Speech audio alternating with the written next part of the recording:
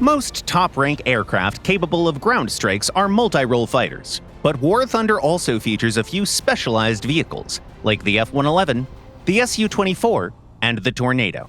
Today we'd like to go through the details of fighting in mixed battles using aircraft that can arguably be called top bombers. First, let's talk about their weaponry. Unguided bombs and rockets are best left on the ground.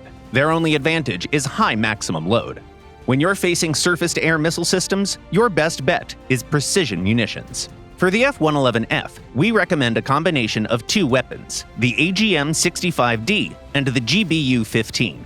The Mavericks should compose the backbone of your firepower, while the bomb-only loadout is useful when you're low on spawn points. Once you join the battle, gain altitude and use your targeting pod's thermals to scout the ground battlefield. If the enemy has SAMs, you should begin your attack from 12 to 15 kilometers away. The Maverick's vehicle lock range is limited, but you can always send it to a spot on the ground. SAM players often stick to their positions, so it's a valid tactic in many situations.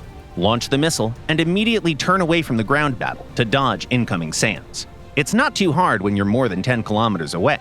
Just keep your speed up. Repeat this maneuver if necessary. Once enemy AA defenses are down, get within vehicle lock-on range and deploy as many munitions as you can in a single approach. We also recommend you turn on automatic flare deployment to protect yourself against IR-guided missiles. If you still have some ordnance left after this attack, it's wise to return for a reload anyway.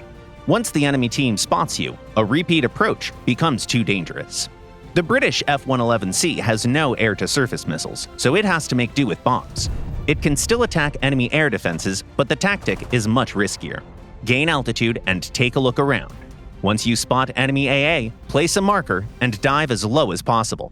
Go around the ground battlefield, pick an unexpected direction, and peek out. Drop your bomb as soon as possible and go back to hugging the ground again. The Su-24 is similar to the F-111F in use. Its best loadout is based on the CA-29TE as the main firepower, while the CAB-500KR and the CA-25ML can serve as auxiliary weapons. This aircraft has no thermals, so scouting for enemy air defenses is much trickier. We recommend you look for the ground spawn points first. Enemy SAMs are highly likely to be found there. The CA-29TE can be used the same way as the Maverick, even outside its vehicle lock-on range. Soviet missiles fly much faster and carry larger warheads, so they perform even better in this tactic. Once you suppress air defenses, you can turn your attention to tanks and spend as many munitions as possible. After that, return to your base to reload, unless you want to face a new wave of SAMs. The Tornado comes in the largest number of modifications. We'll start with the Italian version. Its arsenal includes the GBU-39 satellite-guided gliding bombs. They're a good tool to destroy AA early in a battle. Gain altitude, find an anti-aircraft vehicle, and drop all available bombs on it while moving the reticle to cover a larger area.